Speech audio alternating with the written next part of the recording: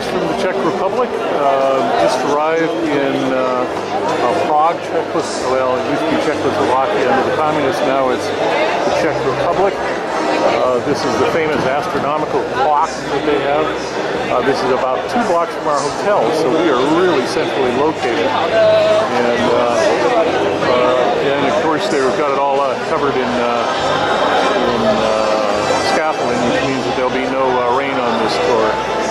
That's a thing that Ted and Susie Shutt and I have figured out. You have no scaffolding, then it's going to rain. If you don't have scaffolding, then it doesn't rain. That's our crazy idea. And I'll put the date on this. The music in the back is coming from a band that's playing over on the main square, and I'll swing you out this direction. And you can see the claim to fame of Prague is that it is the only major capital that suffered no bomb damage during World War II, or minimal, I should say, bomb damage during World War II. So what you're seeing is actually the buildings that have been sitting here for 400, 500, 600, 700 years, as opposed to when you go to a lot of places in Europe, you see the location, but then they also point out to you, well, this has all been lovingly restored. There's some girl standing up, making a spectacle of herself.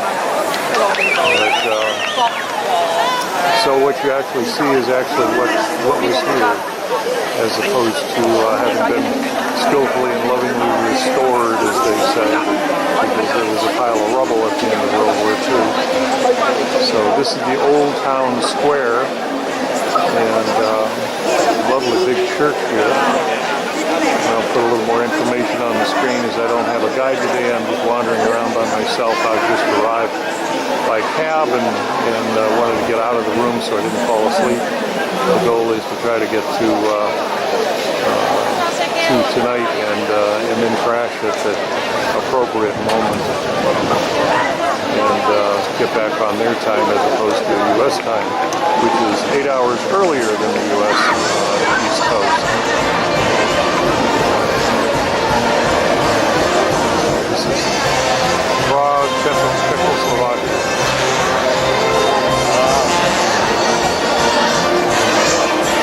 Here's a little bandstand over here where the band is playing.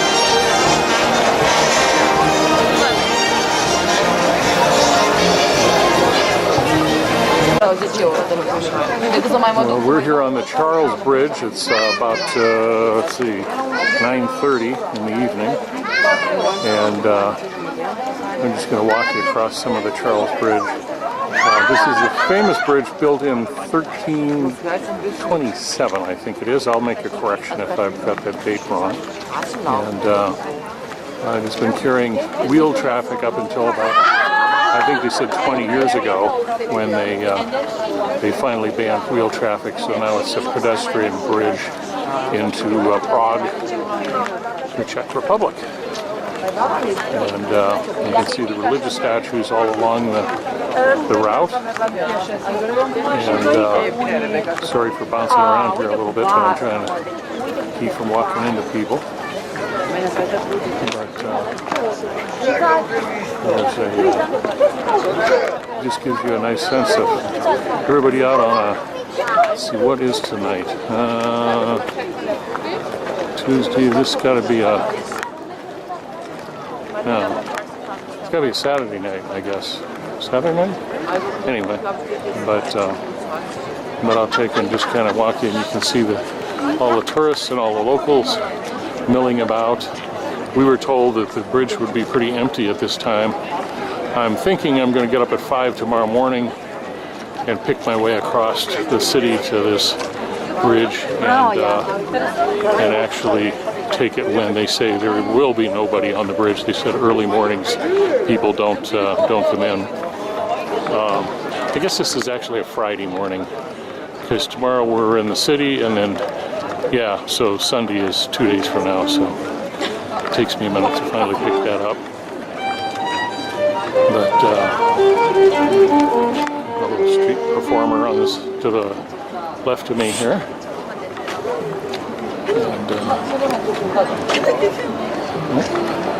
Some people get fascinated with the camera and walk right into me. But I'll show you one of the statues up here. Give you an idea. And here is the river that we're crossing.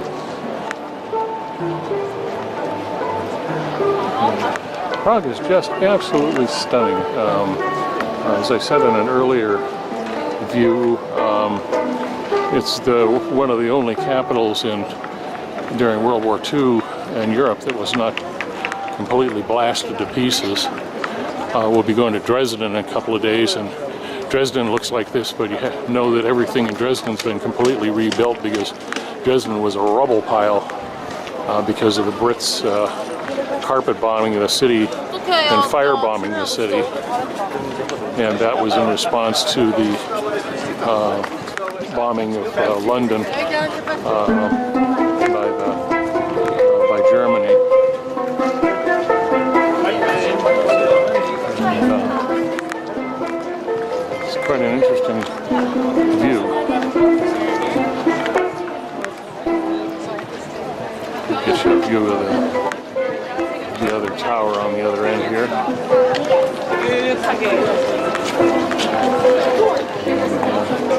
So there's only like rooms around me versus like Swinging out over the bridge on this side, and I think that's where we'll call it complete.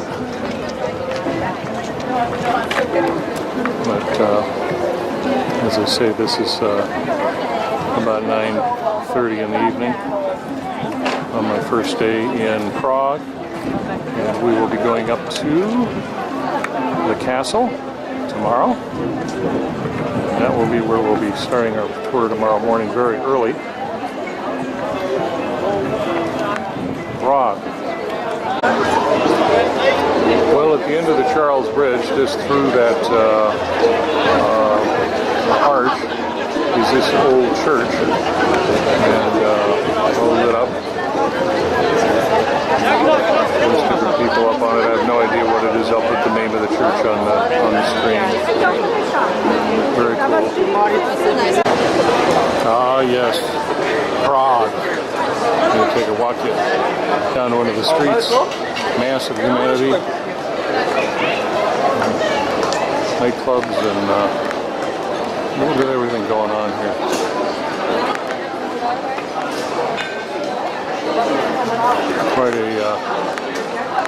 Quite a rambunctious little city here.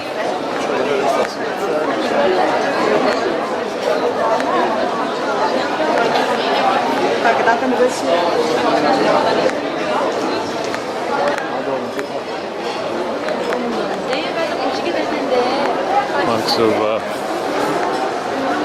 little stores selling all kinds of the usual crap that you find in every store.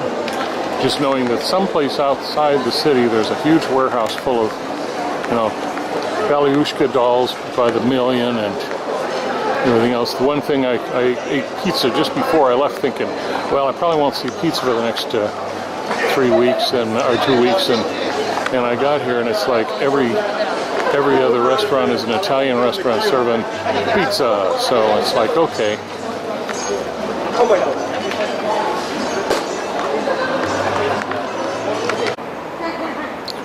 Well, it's God's light this morning. Unfortunately, I was probably 20 minutes too late, but I'm still going to run out in here, and this is my only opportunity. This is the Charles Bridge that we were on last night, and this is about 5:45 in the morning. I've just got up early and hiked on over. Completed in 1390, ordered by King Charles the, fourth or the sixth. I always have to think about my Roman numerals. It was IV, which would be fourth, I think. And I'll scan you out over the other side of the city. This is the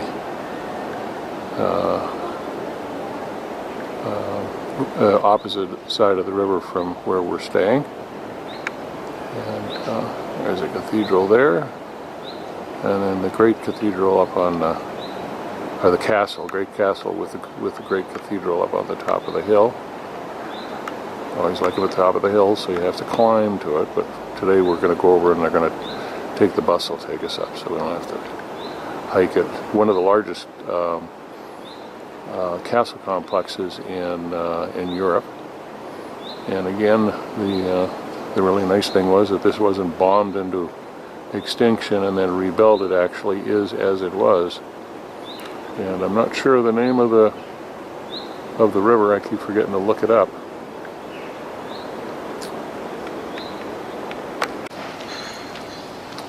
Well, at the other end of the Charles Bridge is another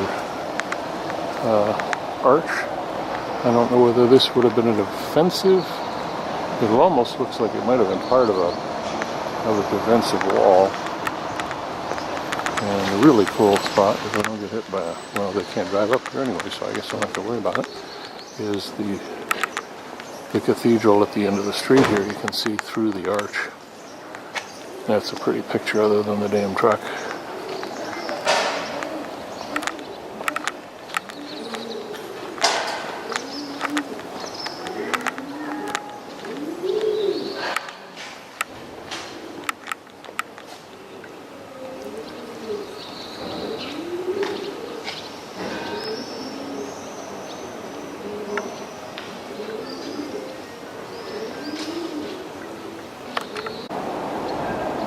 Well, in my furtherance of a life of crime, I came around, have been walking quite a while trying to get to the edge of the bridge here so I could see it, and came to this little kids park. It had a big padlock on the gate and everything, and I thought, oh, okay, I guess I'm not going in there.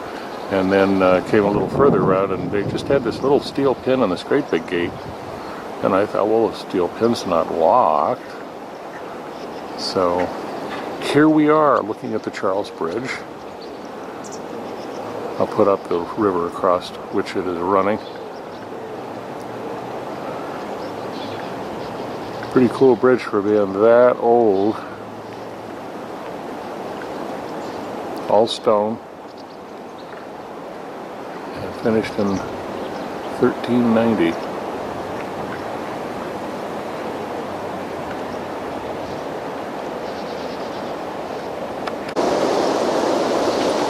Here we are on the other side of the Charles Bridge. Actually, this is shows the bridge, I think, a little bit better. And you can see the ramparts that they put up in order to keep debris from damaging the bridge as it's coming along. Not navigational because there's, well, actually I take that back. It looks like there's a little lock right in the middle.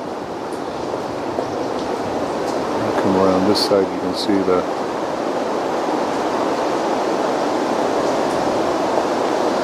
so it looks like that might be a lock right in the middle to allow the boats to go in and out. This is just an amazing, beautiful city. There are, I think, 5 other bridges that go across. They're all modern. Built in the last 100 years or whatever.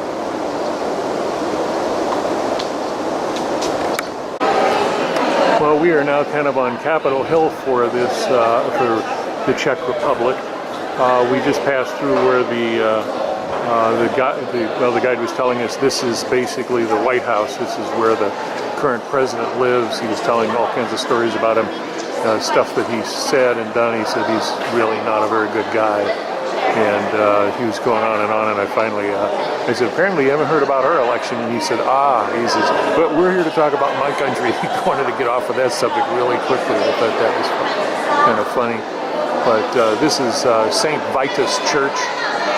This is the kind of the main church for the whole country. And I think he said it's 800 years old. And I'll take stream you up onto the front desk here, onto the front door, and you can see the beautiful carvings. Amazing that they're in this good a condition. Usually at this age you start seeing them eroding and getting kind of smoothed out, and these are still quite nice. Now whether these are reconstructions, I'll have to ask. But a lot of times when you get into stone structure that old, you'll see that it's actually starting to lose its sharpness. And these are the two monumental doors. And there would be I think that's the Habsburg, the eagle. One looks one way and one looks the other, and I can't remember all my history at that point. But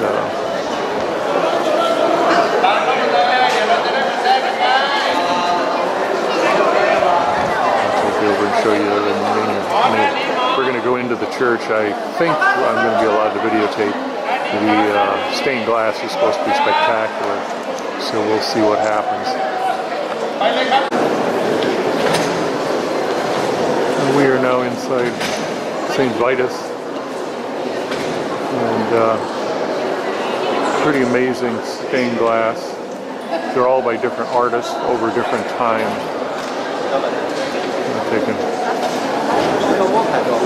And this one here, he said, is painted instead of actually stained glass.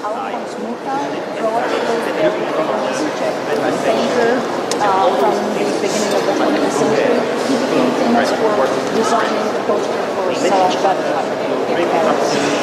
His design style was known for Art Nouveau style, or secession, or Art Nouveau, and it in a way shows in this page the only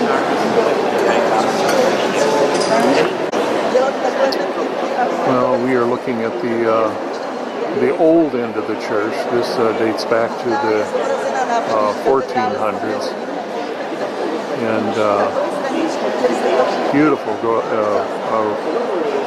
windows in it. And our guide was telling us that they decided that they were going to expand the church in the 18th century, and so what they did was the end of the church was right here, and there used to be an organ loft where the organ was mounted right here. Well, they took and moved the old organ up to the top, so they've reassembled the organ, but that organ is no longer work. The actual organ is there, which they replaced it with, and then these great monumental doors actually used to be right above the organ loft over here, and that was how they reconstructed the church. They moved those to the side, and then I'll take and swing you around and show you. This is the other part of the transept. Unfortunately, they've got that covered with some scaffolding, and then I'll bring you back out. And the great rose window in the new section, this is neoclassical style, and they kind of blended it together, and it really works. You couldn't, unless you had a guide, you wouldn't really realize that it was actually two different constructions. But it took 600 years to complete this. Well, this is a monumental carving of the city of Prague. This was created in 1630, and it was a celebration by the Catholics of overthrowing the Protestant kings. And you can see, leaving the castle is a series of, you can see all of the carriages carrying the wealth of the community away. And so this is them fleeing the Excuse us, Habsburgs. sir. We're not the only one. We're sorry. Sure, I understand. Okay, so this big stained glass window is sponsored by somebody, and it asks questions. one here for the guys in the coffin, when you die, who will take care of the orphans.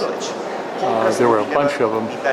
The one up on the top here, the little white dots and the corn, what happens when the hailstones destroy your crops. Any idea who might have had this built, this stained glass window? It's the Czech insurance company. Honest to goodness, that's pretty crazy. So even the Czech insurance company could have their own window if they pay enough money. They wanted to get something back, so he was saying this is the first billboard for insurance. Well, we have come over to Bethlehem Temple.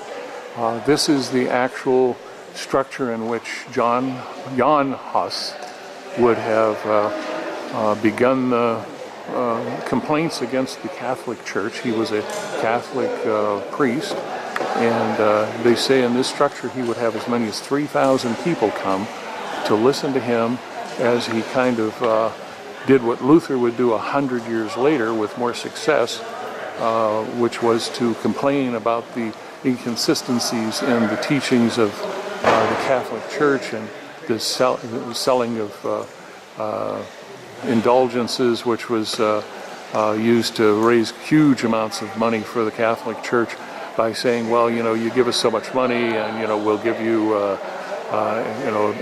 absolution for some terrible crime. And so he would, how did she put it now? But we would be reminded that if Huss was the spark, Wycliffe would be the flame, and Luther would be the torch.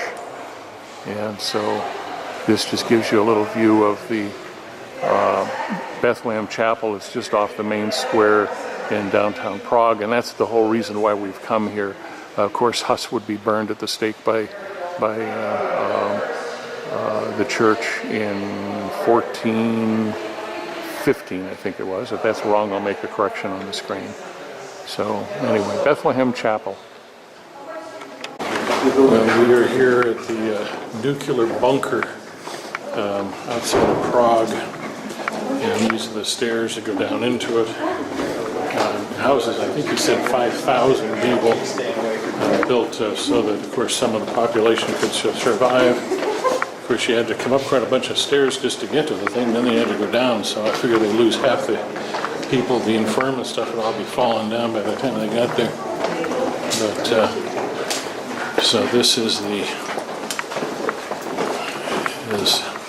Prague's nuclear bunker. All right.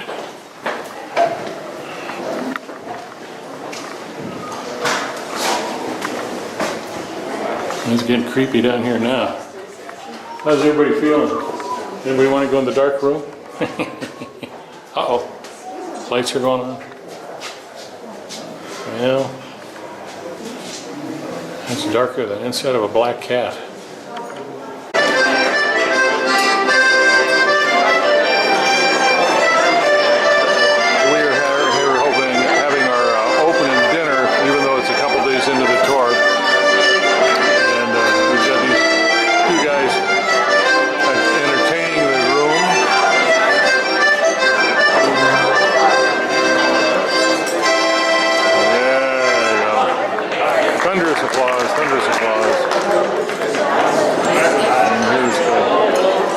Here's the whole group, trying not to get run over by the crew here.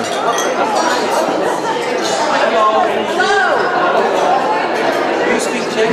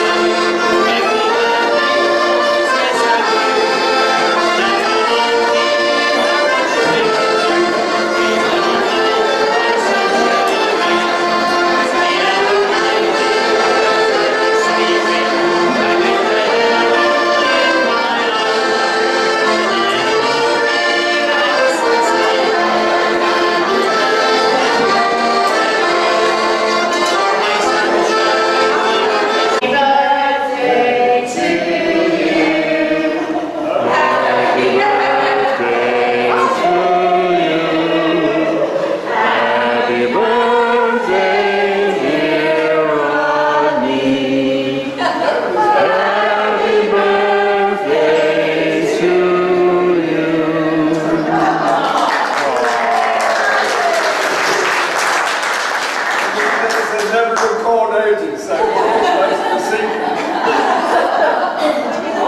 grandmother used to say she'd be permanently over 30. Cute. Make a wish, blow out the candles. Make a wish, blow out the candles. All right. Well, we have gone to go get a knife, and we're going to, Camilla is going to share her bounty. Well, we were just in the National Museum looking at the miniatures collection, which is really quite amazing. And got bubbles blowing past me here. I only see the performer here. Anyway, this is the reason why we're in Dresden this morning, or this afternoon as it is. This is the Luther Church. It is here. It is the largest Protestant church in Europe. And unfortunately, I've been in it, I've toured it, I've had a guide through it, and I've walked all the way to the top and back, and so I actually didn't have too much interest in seeing the church, but there it is. And just so that we can say, and I'll do a pan around the downtown section here, the Old Town section of Dresden. And most of this is all new construction. Beyond these buildings, you'll find the old construction, the old Catholic Church. And like I say, I've been here, done that, and I thought, I'm not really interested in reshooting the whole thing. But we did get to the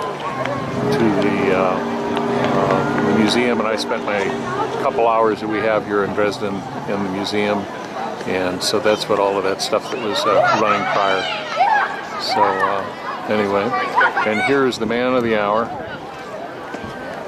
This is Martin Luther, and it looks like the birds leave him alone, which is a demonstration all in itself. But that would be Martin Luther.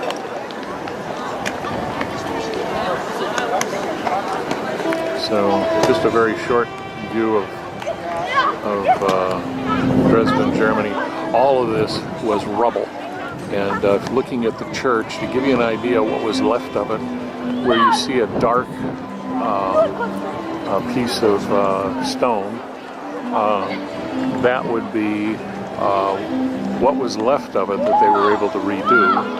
And everything else is new. And the big thing that was actually still around was this facade in the front. That actually was still standing. So, Dresden, and I'm being prodded. You're the prodder? No, I'm the one who requested by the prodder to come.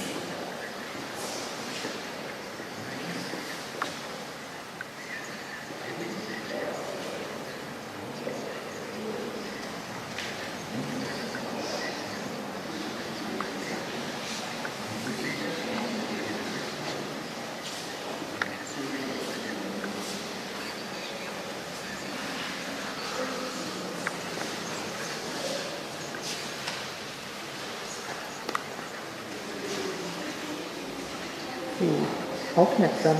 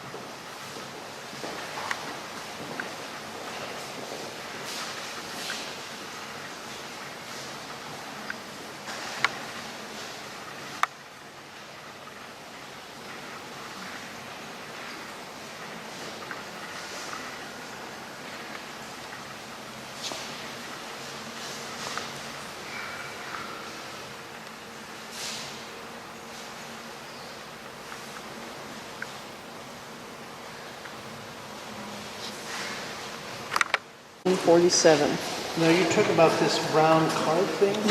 No, the altarpiece Altarpiece behind the altar. Oh, the picture. The picture behind the altar. painted in shades of red, yellow, and orange. The altarpiece is the focal point of the interior of the city church. The exterior panels depict the Last Judgment, the risen Christ, and the Old Testament stories of the brazen serpent and the sacrifice of Isaac. The brazen serpent found in Numbers chapter 21 is a loaded motif that came to exemplify a particularly Lutheran notion of grace. God sent serpents to punish the Israelites fleeing from Egypt because they spoke against him and Moses.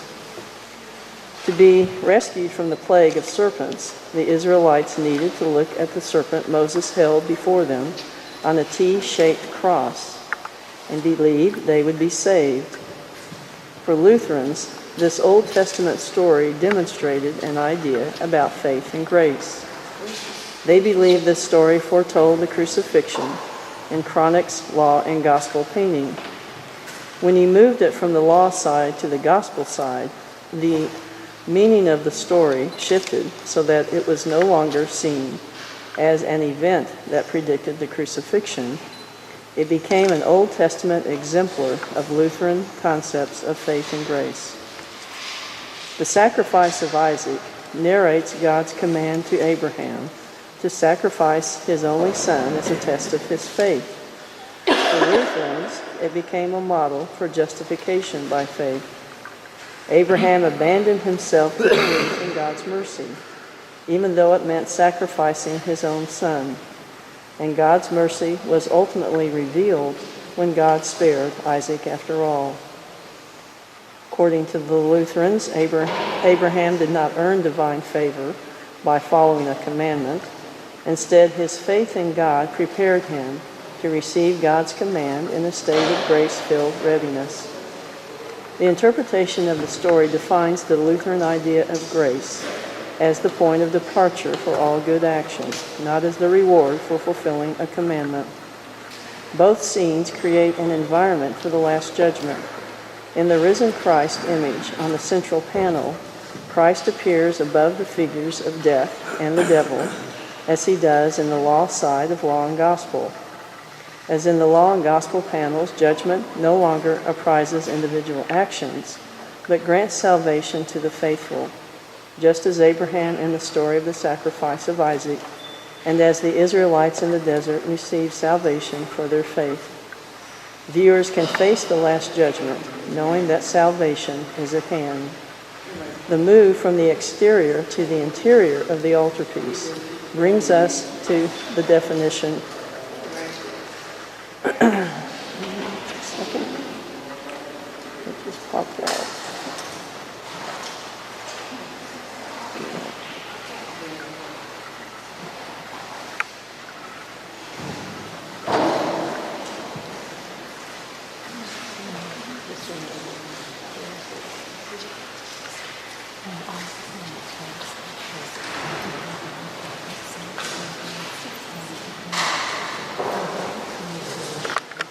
Move from the exterior to the interior of the altarpiece brings us to the definition of sacraments. By the 1540s, baptism and the Lord's Supper maintained their sacramental status. Confession remained important, but not considered a sacrament. The front panels depict a pictorial primer of Lutheran sacraments. In the left wing, Melanchthon presides over a well-attended baptism, and in the right panel, Johannes Bugenhagen, city minister of Wittenberg, leads a confession. The baptism and confession panels frame a scene of the Last Supper in the center, where the apostles sit at a round table surrounded by large windows. John sits cozily on Jesus' lap, while the other disciples talk, eat, and gesture. One disciple, with Luther's features, extends his hand to receive the chalice, or cup of wine from a servant, while Jesus conspicuously inserts a morsel of bread into Judas' mouth. The figures sit at a table close to the viewer, their facial expressions legible, in clear contrast to the turned back of the officiating priest in the seven sacraments. Chronic highlights biblical narrative. The first is Luther taking the cup of wine. He's taking it as a layperson, not a priest. He twists his body away from the other figures, making sure the beholder sees and recognizes his face.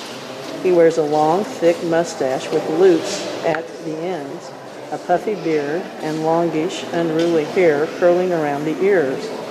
Luther, as a layperson, conveys the idea of lay administration and full participation in a practice historically reserved for the clergy. The second biblical narrative is Judas receiving the bread. He receives the morsel, seemingly by force, his teeth clenching bitterly around the morsel. The violent insertion of the morsel and Judas' almost canine mouth highlight his treachery. The visual insistence on Judas as evildoer emphasizes the drama of the revelation of the betrayer, not simply that Jesus will be betrayed, but disclosing the betrayer's actual identity. The morsel forced into Judas' mouth points to the betrayer in a way that most closely resembles the text of John 13. Jesus answered, "He it is to whom I shall give a sop when I have dipped it." And when he had dipped the sop, he gave it to Judas Iscariot, the son of Simon. And after the sop, Satan entered into him. Then said Jesus unto him, that thou doest, do quickly. Luther's favorite gospel was John's. Judas wears a sulphurous yellow robe, which sets off the bright red stockings and jersey of the servant offering wine to Luther, creating a dialogue of warm colors, and not just emphasizing the main points of this telling of the story, but also connecting them. Judas' robe and red hair set him apart from the more muted colors of the other figures. He's also noticeable because he is moving away from the table, removing himself from the community. His fully visible foot conspicuously crosses Jesus' foot, and his whole body turns, heading out of the composition. His position within the composition follows the text of John, which continues, "He then, having received the sop, went immediately out, and it was night." Not only does Judas isolate himself, but his departure underscores the cohesiveness of the other members of the community who remain. In the predella, which is the platform on which an altar is placed, a looming, seemingly still Jesus on the cross bisects the scene where Luther preaches from a pulpit to an attentive congregation. The Bible rests on his pulpit. The congregation sits in an austere church interior, listening attentively. With his hand in the posture of blessing, Luther gestures toward Jesus on the cross, painted to the same scale as the other figures. Jesus in the predella is still alive, his eyes downcast but opened, his lips parted as if in speech. Just as Luther reaches back in time to attend the Last Supper, Jesus leaps forward to the Reformation, Wittenberg, to be present among 16th century believers. This living Christ defends the Luther idea of Christ's presence wherever the gospel is properly preached.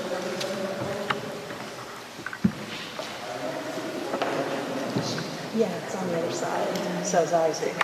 The installation of the Wittenberg altarpiece in 1547 marks a traumatic time in the city's history. Catholic imperial troops had defeated Elector John Frederick and his Protestant allies in the humiliating Battle of Mühlberg. Frederick was imprisoned. Lucas Cranach was a famous German painter of the Renaissance. He was most known for the portraits he created from his time as a court painter. Also well known for his altarpieces, one of which is in the city church of Wittenberg.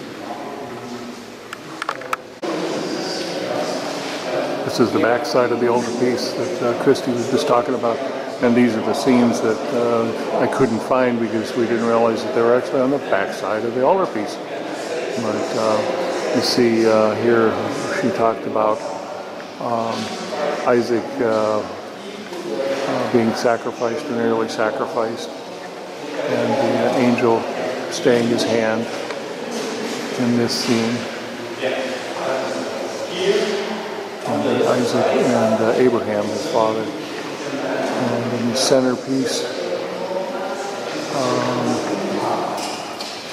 I've got a glare on this trying to find, and I move this, see if I can, this is, I don't know if she said anything about this center panel.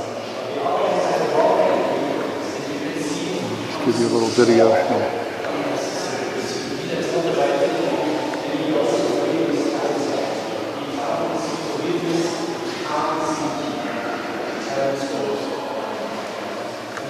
Triumph over death, I guess would be Jesus' triumph over death. This one must be the people in hell, looks like.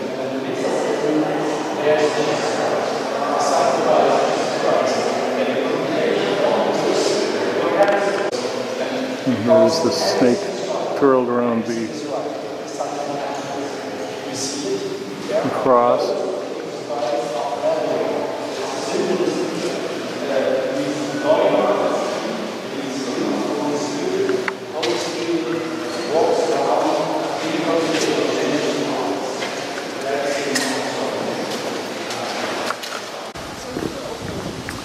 Well, this is the town church. A little hard to get, and I'll go get some shots from a different angle, but this is the town church.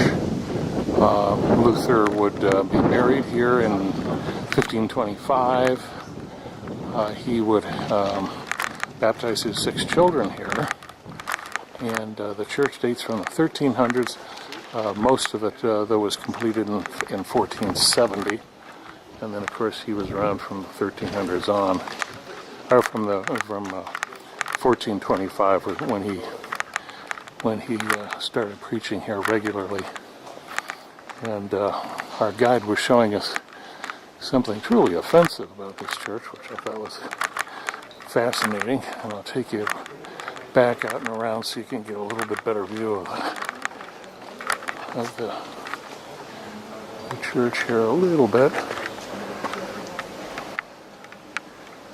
It's a little hard to see much of anything. There's the bell towers.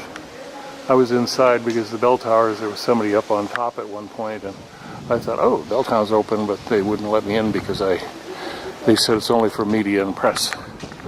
And unfortunately, I didn't have my badge from National Geographic, which for some reason the thing looks so official that people ask you questions and stuff thinking that you're somebody other than just a tourist. So if I'd had my badge, I probably could have snuck on up as being a member of press. But I guess it's probably just as well that I didn't do that and go to jail or something. But anyway, come around this way. And our guide was pointing out this little corner piece on the church. And she said, now you remember how many years ago this was, but this is a corner piece showing a mother piglet, or a mother pig, feeding little Jews. And it was a real slight at the Jewish community here in Wittenberg. And she said, you know, this was at that time kind of the way people looked at the Jews. And she said about 20 years ago, they had a piece right below it. I'll walk you up to it. And this is an artist that came in and created this. And if you look at it, it is some panels with stuff oozing up out of it. And it was the artist's vision that we may have covered this over the history, but it's still oozing its way out of the earth. And so this was put in to kind of counter the piece up above me. So I thought that was pretty interesting. But so this is the Wittenberg town church, and this is where Luther would preach for quite a number of years.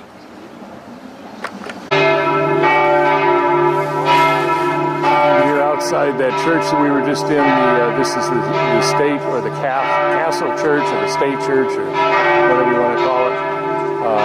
They've had the moon bells ringing for a bit. Pretty beautiful church inside and out. I love the stained glass as always. It's so well done. And it sounds like it's wearing down. They've got a noon service that they're going to be holding here in a few minutes, and I took my pictures and then moved on my way. And I guess the service will be starting. Well, our last stop here in Wittenberg today is to see the home of Martin Luther. He lived here with his wife and his 6 children. One died in infancy, one died when she was 12. And this was an old monastery. And of course, when Catholicism got pushed out the front door because of the Reformation, this became kind of a dilapidated property. And so what happened was vicar or whatever you call him, the kind of the mayor of the town, apparently said, well, for your services and all the great stuff you've done, they gave it to him. And they said that he kept quite a number of college students, because this is actually right near Wittenberg College. He kept a lot of college students in the building along with his family to kind of raise money. She said that his wife was quite industrious and always being able to figure out a way to keep some cash coming in, so he didn't, the kids didn't starve.